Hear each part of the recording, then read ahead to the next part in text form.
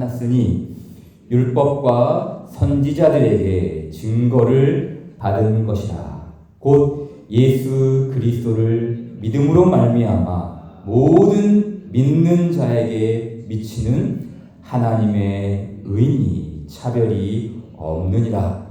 모든 사람이 죄를 범하였음에 하나님의 영광에 이르지 못하더니 그리스도 예수 안에 있는 성령으로 말미암아 하나님의 은혜로 값 없이 의롭다 하심을 얻은 자 되었느니라.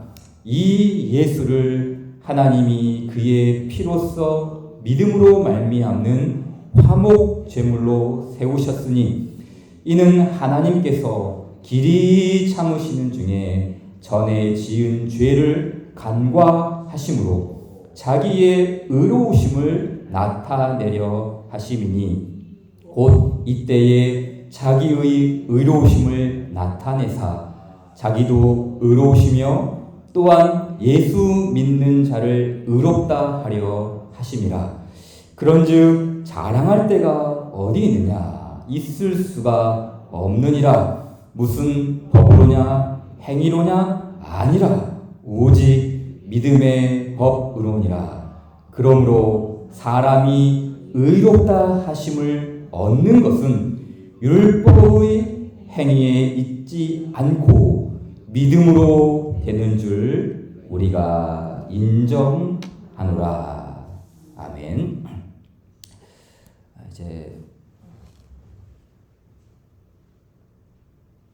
우리가 함께 배우고자 하는 내용이 이제 하나님께서 그리스도의 중보의 은덕들을 내려주시는 이 외적 행위들, 하나님의 말씀과 주의 성례와 그리고 이 기도라는 이 세 가지 측면을 함께 살펴보아야 하는데요.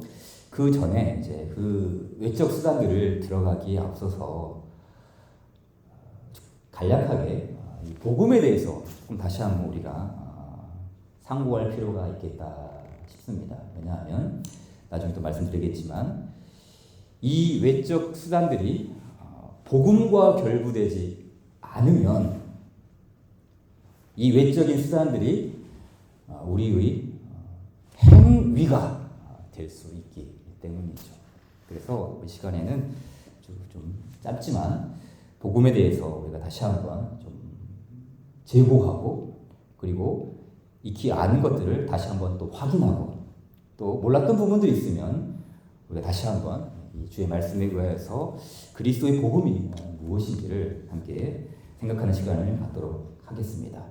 앞서 말했듯이 참 이 복음이라는 말을 우리는 자주 듣습니다. 복음. 정말 많은 이야기를 듣는 것이 복음이죠. 그리고 반면 복음과 함께 또 율법이라는 용어도 자주 접합니다. 율법. 이 성경에는 율법에 대해서 많은 내용들이 나오죠. 특별히 이제 시편 119편 같은 말씀을 보게 되면은 시편 119편은 절수가 무려 176절입니다. 굉장히 많은 성경에서 가장 많은 분량을 차지하고 있는 것이 시편 119편이죠. 그런데 이 모든 시편 119편의 구절 한 구절에는 다 뭐가 들어갑니까? 율법이라는 그 용어들이 들어갑니다. 그러니까 이 율법이라는 말을 아주 다양하게 사용을 하죠. 주의 율례, 주의 법도, 주의 말씀, 주의 규례, 교훈, 계명, 가르침 아주 다양한 말들을 이렇게 표현하면서 이 율법에 대한 중요성을 굉장히 강조하죠. 그만큼 하나님의 말씀, 이 하나님의 계명은 그 무엇과도 견줄 수 없는 아주 중요한 주님의 가르침이라는 사실을 나타내고 있는 것 아니겠습니까? 하지만 이 율법이 이렇게 중요할지라도 우리는 율법을 지킴으로 구원받을 수는 없습니다. 그렇죠? 율법에 대해서 아주 다양하게 말하고 율법의 가치를 아주 고상하게 여기고 율법에 대해서 아주 중요하게 여길지라도 우리는 율법을 지킴으로 구원받을 수는 없습니다. 왜 그렇습니까? 율법에 결함이 있기 때문이 아니라 율법을 지키지 못하는 우리에게, 이 죄인인 우리에게 결함이 있기 때문이죠. 그러니까 우리가 모든 율법을 완벽하게 지킬 수 없는 그런 이 결함이 있는 인생이 우리 죄인들의 모습이 아니겠습니까? 그러므로 하나님께서 우리에게 주신 것이 무엇입니까? 율법에 의해서 구원에 이를 수 없기에 하나님께서 우리에게 주신 것이 있죠. 그게 바로 복음입니다. 복음이죠. 바울은 이 복음을 어떻게 설명했습니까? 오늘 로마서 3장 21절 22절 말씀에 보세요. 이제는 율법 외에 하나님의 한 의가 나타났으니, 그러니까 이 율법에도 하나님의 의로움이 있죠. 이 율법을 지킴으로 하나님의 의에 이를 수 있습니다. 그러나 인간은 거기에 도달할 수가 없는 것이죠. 그래서 이 하나님의 한 의가 율법 외에 나타났으니 이것은 율법과 선지자들에게 증거를 받은 것이라. 곧 그것이 무엇입니까? 예수 그리스도를 믿음으로 말미암아 모든 믿는 자에게 미치는 하나님의 의라. 그러니까 율법을 지킴으로 하나님의 의에 이를 것인가? 이것은 이룰 수 없다는 것이죠. 율법에 결함이 있어서가 아니라 우리 인간에게, 죄인에게 결함이 있기 때문에 거기에 이룰 수가 없는 것이죠. 그래서 하나님께서 율법과 선지자들에게 증거를 받았던 또 다른 의, 곧 예수 그리스도를 믿음으로 말미암아 미치는 하나님의 의, 그 복음을 우리에게 주셨다라고 가르쳐 줍니다. 그러니까 복음은 여러 가지, 복음이 무엇인가라고 했을 때 여러 가지로 여러 모양으로 설명될 수 있지만 여기 이 로마서 3장 22절 말씀의 핵심은 무엇입니까? 예수 그리스도를 믿음으로 말미암아 미치는 하나님의 의, 바로 이것이 복음의 정의죠. 예수 그리스도를 믿음으로 말미암아 이르게 되는 하나님의 의. 그렇기 때문에 우리는 이 복음과 율법과 복음을 조금 더 자세하게 구별할 필요가 있습니다. 자, 이 율법은 한마디로 말하면 율법은 명령이죠. 그렇죠. 명령. 하나님께서 이러이러한 것을 행하라. 그리고 너희가 이것을 행할 때에는 살 것이다. 그렇죠? 명령을 주시는 것이죠. 너희가 이러이러한 것을 행하라. 이러이러한 것을 행하지 말라. 이것을 행하면 너희는 살 것이고 이것을 행하지 못하면 너희는 죽을 것이다. 바로 율법이죠. 율법. 반면 복음은 무엇입니까? 복음은 명령이 아니라 약속이죠. 약속. 어떤 약속입니까? 내가 너희를 위하여 다 이루었다. 그러므로 너는 살 것이다. 그렇죠. 그러니까 이 복음은 약속이죠. 약속. 삼위 하나님께서 이루신 그 모든 구원의 약속들을 우리가 받게 될 때, 그러면 너희가 살 것이다. 이 약속으로 우리에게 주어졌습니다. 그렇기 때문에 율법은 초점이 어디에 있습니까? 나에게 있습니다. 그렇죠? 율법은 초점이 나에게 있어요. 모든 것이 내가 어떻게 행하느냐에 달려있죠. 내가 율법을 지키느냐, 내가 율법을 지키지 못하느냐, 나에게 초점이 있습니다. 모든 것은 나 하기 나름입니다. 율법을 지켜야 한다는 것이죠. 반면 복음은 나에게 초점을 맞추는 게 아니죠. 누구에게 초점을 맞춥니까? 그리스도에게 초점을 맞춥니다. 모든 것이 그리스도께 달려있습니다. 모든 것이 그리스도께. 그러므로 율법은 우리가 행해야 할 내용, 그 명령을 주는 것이죠. 우리가 행해야 할 내용. 예를 들면 십계명이랄지, 율법 규정이랄지, 정결 예식이랄지, 레위기에 나오는 어떤 규정이랄지, 그 명령, 우리가 행해야 할 내용을 율법은 줍니다. 반면 복음은 뭘 줍니까? 우리가 믿어야 할 내용을 줍니다. 믿어야 할 내용. 하나님의 그 약속이니까. 그 약속을 붙들어야 되니까. 이것을 믿어야 할 내용을 주는 것이 바로 복음. 율법과 복음을 조금 더 이렇게 우리가 자세하게 할 필요가 있습니다. 율법과 복음, 어떤 목사님이 지은 책을 보니까 이렇게 설명을 하는 것 같습니다. 복음은 내 안에 원인이 없는데 내 안에 일어난 어떤 일입니다. 행하신 분은 하나님이신데 그것을 얻는 주체는 나라는 점에서 복음은 우리의 본성인 인과율에 맞지 않습니다. 설명해 드릴게요. 어떤 내용입니까? 우리는 이미 이제 그 고도의 발달한 지식 사회에 들어섰기 때문에 그 인과율이라는 법칙에 의해서 항상 사고하고 생각합니다. 그러니까 원인이 있으면 결과가 있다는 것이죠. 우리 학생들이 배우는 모든 학교의 학문도 원인이 있고 결과가 있어요. 그러니까 이 법칙에 의해서 작동하는 것이죠. 반드시 어떤 원인이 있으면 그에 따른 결과, 1 더하기 1은 2라는 그 원칙, 결과가 분명히 있죠. 이 원리에 의해서 모든 사고 활동이 다 돌아갑니다. 그런데 복음은 그렇지 않다는 것이죠.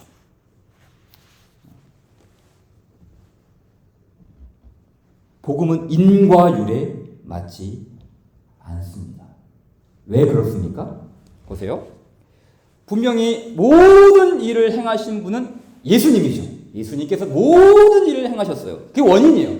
그러면 결과 역시 모든 결과 역시 예수님에게 그 결과가 미쳐야 됩니다. 그런데 이루신 것은 예수님인데 그 결과는 나에게 미쳐요.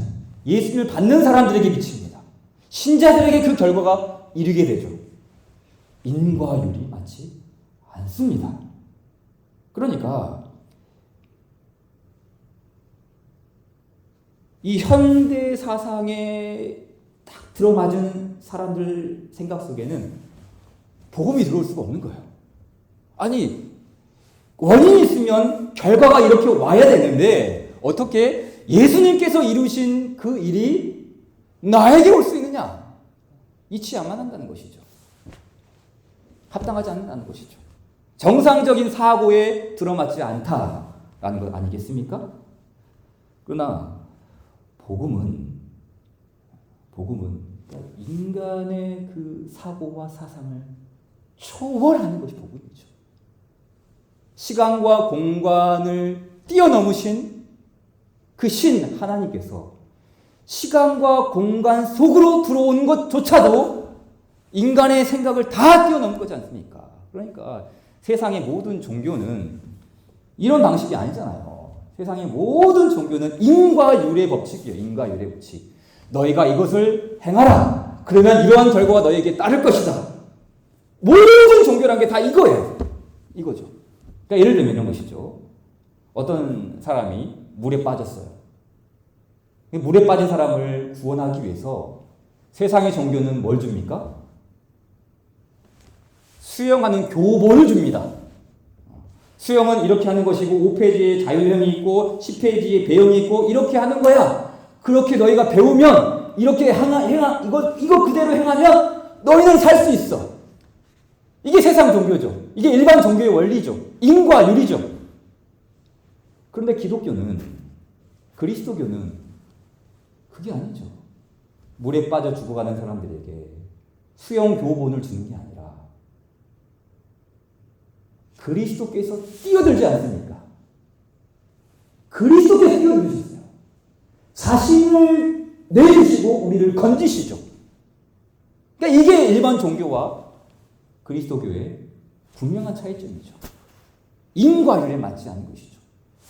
하늘에 계신 하나님께서 인간의 육신을 입고 이 땅에 오셨을 뿐만 아니라 절망에 빠진 사람들을 들어가셔서 그들을 건져내고 자신이 희생을 당하는 것. 자, 이것을 오늘 로마서 3장 24절은 이렇게 설명을 해줍니다. 그리스도 예수 안에 있는 성량. 이게 원인이죠. 그렇죠? 원인. 그리스도 예수 안에 있는 성량이 원인이에요. 그런데 그 결과가 어떻게 됩니까? 그 속량으로 말미암아 하나님의 은혜로 값없이 의롭다 하심을 얻은 자 되었느니라. 원인과 결과가 완전히 다릅니다. 그리스도께서 속량하셨는데 그것이 왜 내게 미칩니까? 오늘 이 말씀 그대로 설명하면 하나님의 은혜다, 그 말씀하는 것이죠. 그러니까 하나님의 은혜라는 말이 마땅히 그럴 대상이 아님에도 불구하고 거저 주시는 게 하나님의 은혜이지 않습니까? 그러니까 원인과 결과가 전혀 다르지만 그렇게 될 수밖에 없는 것은 하나님의 은혜가 이것을 가능하게 한다는 사실을 밝히 드러내 보이는 것 아니겠습니까? 그러니까 내 안에는 원인이 없어요. 내 안에는 하나님의 그 의로움에, 하나님의 의에 이룰 수 있는 원인이 없어요. 그러나 그 모든 구원의 은덕을 내가 누립니다. 어떻게 해요? 하나님의 은혜로 값 없이 주시는 복음의 은혜 때문이죠. 이게 바로 복음. 율법과 상반되는 분명한 복음을 주고 있죠. 자, 그런가 하면 율법에 대해서 조금 더 살펴봅시다. 율법에 대해서. 자, 성경 전체는 이제 복음 굉장히 중요하죠. 복음만 강조하는 것이 아니라 율법 역시 강조합니다. 자, 하나님의 말씀은 복음과 율법의 이 조화를 전체를 통해서 이루어지죠. 사도 바울은 이렇게 복음의 사자였지만, 이렇게 복음을 강조했지만 율법을 경시하지 않았습니다. 우리가 잘 알고 있듯이 로마서를 말씀 보게 되면 전반부에는 뭘 다룹니까? 이 복음에 대한 말씀을 다루죠. 그리스도께서 우리를 위하여 행하신 일을 다루죠. 반면 로마서 후반부에 가게 되면은 어떤 내용을 다룹니까? 하나님께서 우리에게 주신 그 은혜를 받았다면 이제 그 은혜에 합당한 삶을 살아야 된다. 쉽게 말해 율법에 대한 말씀, 계명에 대한 말씀을, 명령에 대한 말씀을 주고 있지 않습니까? 그래서 너희 몸을 거룩한 산제사로 드리라. 원수를 갚지 말라. 선으로 악을 이기라. 위에 있는 권세에게 복종하라.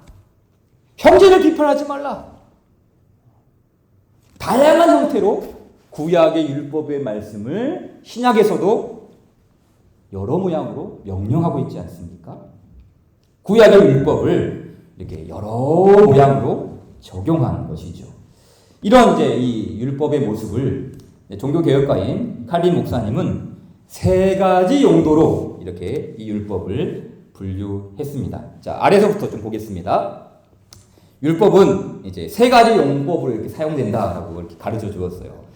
이 부분을 좀 우리가 더 안다면 자세하게 이 율법의 역할에 대해서도 좀 선명하게 그려졌을 것 같습니다. 자, 첫 번째 제3용법 밑에서 봅시다.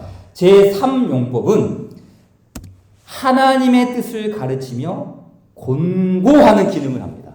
그러니까 이 율법의 세 번째 역할은 율법을 통해서 하나님이 기뻐하는 삶이 무엇인가? 하나님을 아름답게 섬기는 삶은 어떠한 모습인가? 하나님의 백성들에게 참 합당한 모습은 무엇인가? 이런 것들을 가르쳐주는 것이 바로 율법의 세 번째 용법입니다. 쉽게 말하면 십계명, 그렇죠? 십계명. 이런 십계명의 말씀들이 제3용법에 해당됩니다. 또 신약 성경에서 아까 말했던 것이죠. 사도 바울이 말했던 거. 너희 몸을 거룩한 산제사로 드리라. 선으로 악을 이기라. 비판하지 말고 형제를 섬기라. 이게 다 뭡니까? 하나님의 뜻을 가르치며 권고하는 기능. 구약이나 신약이나 모두가 하나님의 뜻을 가르치며 권고하는 기능을 율법이 해주고 있죠. 칼빈 목사님은 이 3용법이 사실 율법의 가장 주요한 기능이고 가장 고유한 목적이라고 가르쳤습니다. 이 부분을 놓치지 말아야 한다는 것이죠. 이 3용법을 확실히 붙들어야 한다. 이걸 분명히 가르쳐주고 있죠. 그런가 하면 이제 두 번째 용법은 죄와 악행을 억제시키는 기능을 한다라고 했어요. 이게 무슨 말이냐면 생각해 보세요, 여러분. 죄를 범한 후에도 사람이 어떤 악행을 저지른 후에도 칭찬과 축복을 받는다고 생각해 보십시오. 그럼 어떻게 되겠습니까? 질서가 바로 잡히겠습니까? 온통 무질서와 혼란과 악행이 장려될 것입니다. 죄를 범해도 악행을 행해도 복을 받고 칭찬을 받으면 누구나 너나 나나 할 것 없이 다 여기에 빠지지 않겠습니까? 세상이 제대로 돌아가지 않죠. 질서가 파괴됩니다.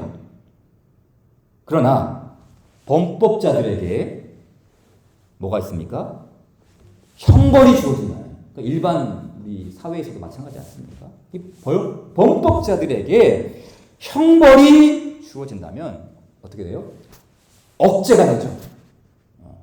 어떤 그 형벌 때문에, 그 심판 때문에 억제시키는 기능이 있죠. 이게 물론 다 완벽하지는 않지만 어느 정도 억제시키는 기능이 있다는 것이죠.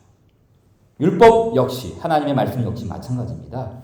무질서를 보호하기 위해, 우리 신자들의 삶이 질서 잡히기 위해서 죄와 악행을 억제시키기 위하여 하나님은 이 율법을 주신 것이죠. 자, 이제 제1율법의 제1용법, 이 제1용법은 죄인을 정죄하는 역할을 합니다. 그러니까 죄가 무엇인지를 드러내 보여주는 것이죠. 쉽게 말해 율법은 인간의 죄성을 밝혀줍니다. 인간의 죄성을 밝혀줘요. 자, 로마서 3장 19절 말씀 보십시오. 우리가 알거니와 무릇 율법이 말하는 바는 율법 아래에 있는 자들에게 말하는 것이니 이는 모든 입을 막고 온 세상으로 하나님의 심판, 이 심판이라는 말은 정죄라는 말이죠. 하나님의 정죄 아래에 있게 하려 함이라 말씀합니다. 그러니까 율법의 기능은 하나님의 심판 아래에, 하나님의 정죄 아래에 온 세상이 바로 그 율법에 이르지 못했기 때문에 하나님의 심판 아래에 있다는 것을 드러내주는 것이죠. 율법에 이르지 못했기 때문에, 하나님의 의에 도달하지 못했기 때문에 이 율법을 보여줌으로 너희는 바로 이것을 지키지 못했고 이것을 행하지 못했고 이것을 어겼기 때문에 너희는 심판 아래에 있다. 이것을 드러내줍니다. 자, 그래서 3장 20절에 뭐라 그럽니까? 그러므로 율법의 행위로 그의 앞에 의롭다 하심을 얻을 육체가 없나니 율법으로는 죄를 깨달음이니라. 율법은 알게 해준다는 것이죠. 죄를 알게 해줍니다. 물론 율법이 주어지지 않은 시대에도 마찬가지였어요. 율법이 없는 이방인도 마찬가지죠. 어떤 방식으로요? 하나님께서 인간의 그 양심이라는 내면에 자각할 수 있는 마음의 새김을 주시죠. 양심이라는 이것을 사용하셔서 마음에도 율법을 새기셨기 때문에 인간은 율법이 없어도 죄를 자각하죠. 자각해요. 그러나 더 분명하게 이 율법이라는 명시적인 내용을 주심으로 인간은 분명하게 죄를 알 수밖에 없는, 어느 것이 잘못된 것이고 어느 것이 악한 것인지를 분명히 알게 되는 방향으로 나아갈 수밖에 없는 것이죠. 이처럼 율법은 우리가 죄인인 것을 알게 해줍니다. 자, 하지만 여기서 이제 방향 전환이 이루어집니다. 아까 봤듯이 율법의 제3용법은 하나님의 뜻을 가르치며 권고하는 기능입니다. 두 번째 용법은 죄와 악행을 억제하는 기능이 있어요. 제1용법은 이제 죄를 알게 하죠. 죄가 무엇인지를. 죄인을 정죄합니다. 너희가 하나님의 심판 아래에 있다라는 사실을 알려줍니다. 자, 그리고 제1용법에서 정죄함으로 끝나는 것이 아니라 이제 방향 전환이 이루어지죠. 이 정죄함, 내가 하나님의 심판 아래에 있다, 내가 하나님의 율법에 이르지 못했다라는 사실을 자각하고 어떤 방향으로 흐릅니까? 복음으로 가는 그 기능을 하는 것이죠. 이게 바로 율법의 제1용법이에요. 그러니까 내 안에는 죄밖에 없습니다. 내 안에는 의가 없습니다. 그래서 나를 바라보는 것이 아니라 율법을 봄으로써 이 율법 외에 나타난 하나님의 또 다른 의, 복음으로 가는 길목으로 인도해 주는 것이죠. 그러니까 이 율법을 바르게 생각할 때 우리는 복음으로 가는 그 길목을 바라볼 수 있고 거기로 첫걸음을 내딜 수 있는 이 주님의 은혜가 작동되는 거 아니겠습니까? 그래서 바울이 그 로마서를 시작하면서 강조한 내용이 무엇입니까? 복음에는 하나님의 의가 나타나서 믿음에서 믿음으로 이르게 한다는 것이죠. 복음에는 하나님의 의가 나타나서 믿음에서 믿음으로 이르게 한다. 그러니까 율법을 보고 내게는 의가 없는데 그 복음에 하나님의 의가 있으니 이것을 믿음에서 믿음으로 이르게 한다라고 가르쳐주지 않습니까? 이와 같이 이 율법과 복음, 율법은 단지 율법으로 끝나는 것이 아니라 이 율법의 제1용법처럼 복음으로 가는 그 기능을 우리에게 분명히 주고 있다라는 사실을 가르쳐 줍니다. 자, 이것을 이제 좀 염두에 두면서 153문 교리문답을 보십시오. 자, 우리가 율법을 어김으로 마땅히 받아야 할 하나님의 진노와 저주를 피하도록 하나님께서 우리에게 요구하시는 것은 무엇입니까? 이런 질문을 던지죠. 자, 이 질문을 좀 자세히 보세요. 이 질문 속에는 아까 봤던 그 율법의 용도가 포함되어 있습니다. 1용법, 2용법, 3용법 있었죠?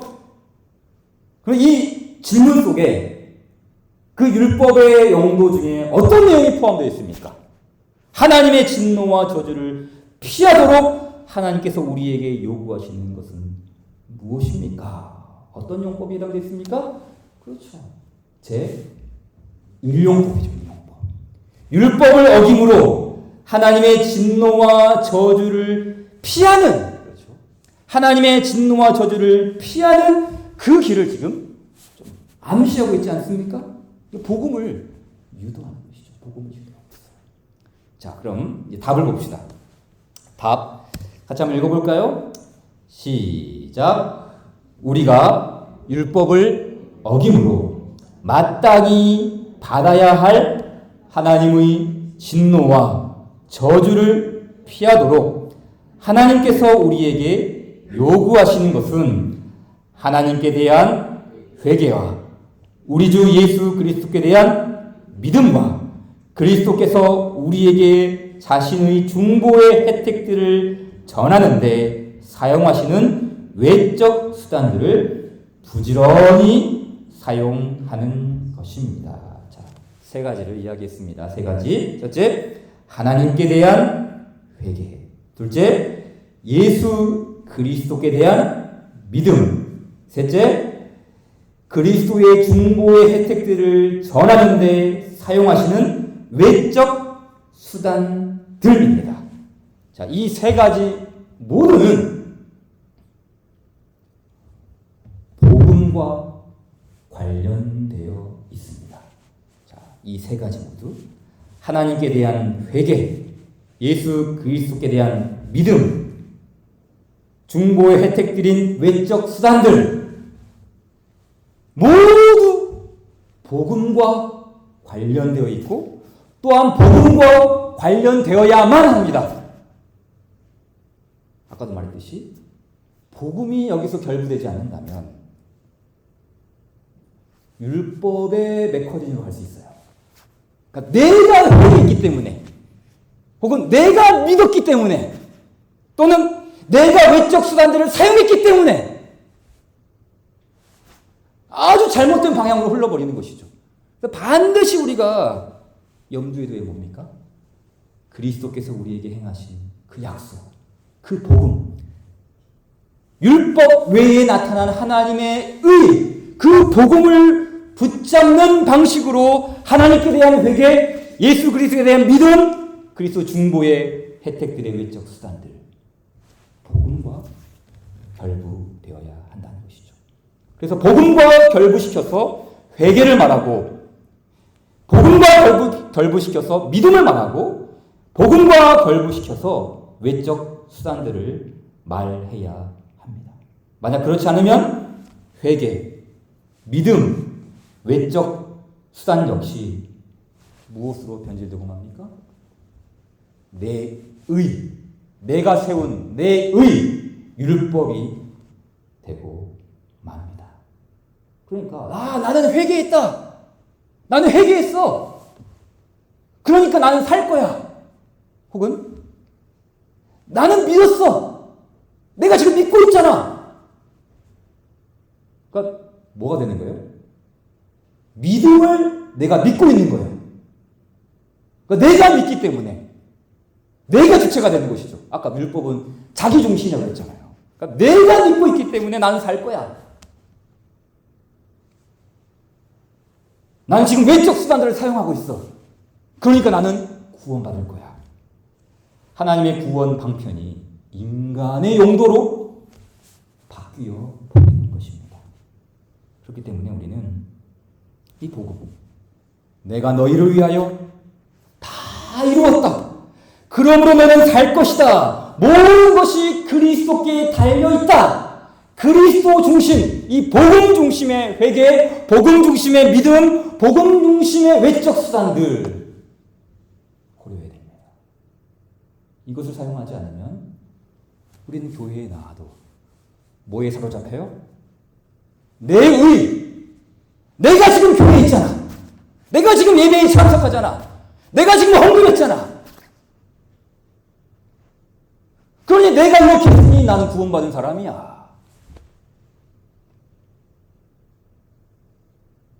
율법 위에 자신의 신앙을 세우는 모래 위에 세운 인생이 되고 말죠. 따라서 우리가 늘 변함없이 항상 재생시켜야 하는 주의 말씀이 무엇입니까? 복음입니다. 복음. 삼위 하나님께서 이루신 복음이죠. 교회의 역사를 쫙 살펴보면 교회의 흥망성쇠를 결정한 것은 복음이었습니다. 복음. 초대교회, 종교개혁시대, 그리고 부흥이 일어났던 18세기, 19세기 시대에 이 부흥의 물결이 몰려올 때 복음이라는 파도를 타고 몰려온 것이죠. 그러니까 우리나라에도 우리 선교사님들이 막 들어오실 때 그 선교사님들이 막 이렇게 왕성하게 들어올 수 있었던 이유가 뭐냐면 그 18세기, 19세기에 미국 서양에서 복음으로 말미암은 부흥운동이 일어났거든요. 그러니까 이 복음이라는 부흥운동을 그 복음이라는 파도를 타고 막 들어온 것이죠. 그러니까 교회가 이렇게 교회 역사 속에서 보게 되면은 부흥이 일어나죠. 근데 그 부흥이 일어났던 그 관점들을 살펴보면 물론 부흥이라는 것이 하나님의 주권적인 역사가 일어나기 때문에 인간이 이렇게 하면 이렇게 일어난다. 인과 율이 아니에요. 하나님의 주도적인 원인이 있기 때문에 결코 우리가 이렇게 하면 부흥이 일어난다. 될 수 없죠. 그러나 역사학자들이 이 부흥이라는 모든 시대마다의 그 부흥이 일어났던 내용들을 자세히 살펴보면 공통점이 있어요. 두 가지죠. 하나는 열렬한 기도. 두 번째 뭡니까? 다시 새롭게 회복되는 복음 메시지. 복음이죠.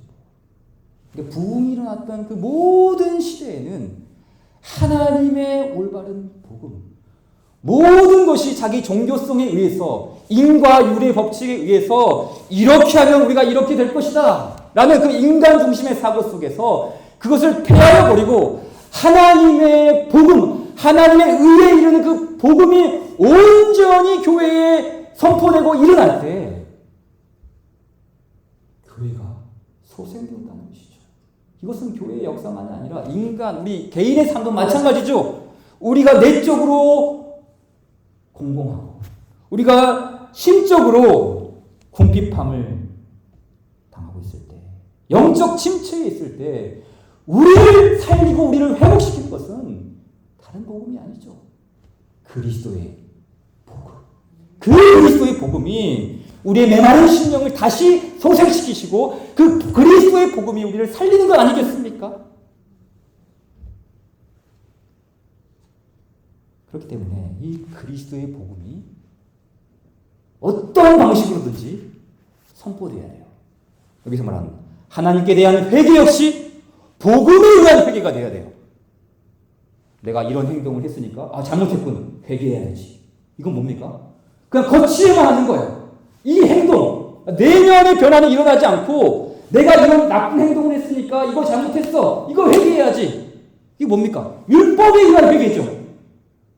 내면의 복음에 의해서 이루어진 회개가 아니라 내가 이런 잘못을 했으니 내가 이렇게 회개해야 되지. 거치려고 하는 것이죠. 예수 그리스도께 대한 믿음 역시 마찬가지죠.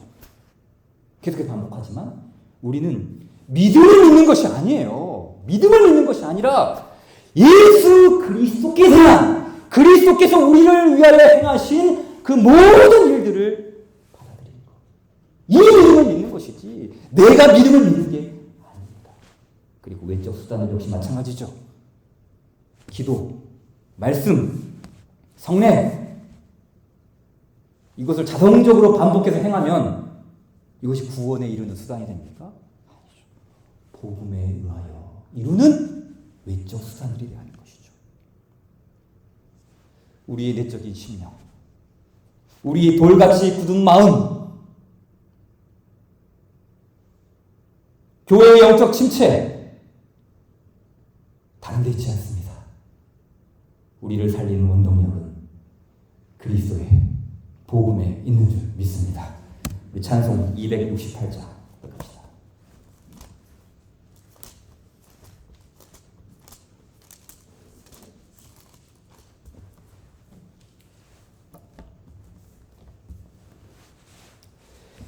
죄에서 자유를 얻게 함은 보혈의 능력 주의 보혈 시험을 이기고 승리하니 참 놀라운 능력이로다. 주의 보혈 능력이 있도다. 주의 피 믿어 주의 보혈 그 어린 양의 매우 기준한 피로다. 육체의 종욕을 이길 힘은 보혈의 능력 주의 보혈 정결한 마음을 얻게 하니 참 놀라운 능력이로다. 주의 보혈 능력이 있도다. 주의 피 믿어 주의 보혈 그 어린 양의 매우 귀중한 피로다. 육보다 더 이게 밝히는 것 보혈의 능력 주의 보혈 부정한 모든 것 밝히시니 참 놀라운 능력이로다. 주의 보혈 능력이 있도다. 주의 피 믿어 주의 보혈 그 어린 양의 매우 귀중한 피로다. 구주의 복음을 전할 제목 보혈의 능력 주의 보혈 날마다 나에게 찬송 주니 참 놀라운 능력이로다. 주의 보혈 능력이 있도다. 주의 피 믿어 주의 보혈 그 어린 양의 매우 귀중한 피로다. 우리 예수님께서 가르쳐주신 기도로 마치겠습니다. 하늘에 계신 우리 아버지여, 이름이 거룩히 여김을 받으시오며 나라의 임하옵시며 뜻이 하늘에서 이룬 것 같이 땅에서도 이루어지이다. 오늘날 우리에게 일용할 양식을 주옵시고 우리가 우리에게 죄 지은 자를 사하여 준 것 같이 우리 죄를 사하여 주옵시고 우리를 시험에 들게 하지 마옵시며 다만 악에서 구하옵소서. 대개 나라와 권세와 영광이 아버지께 영원히 있사옵나이다.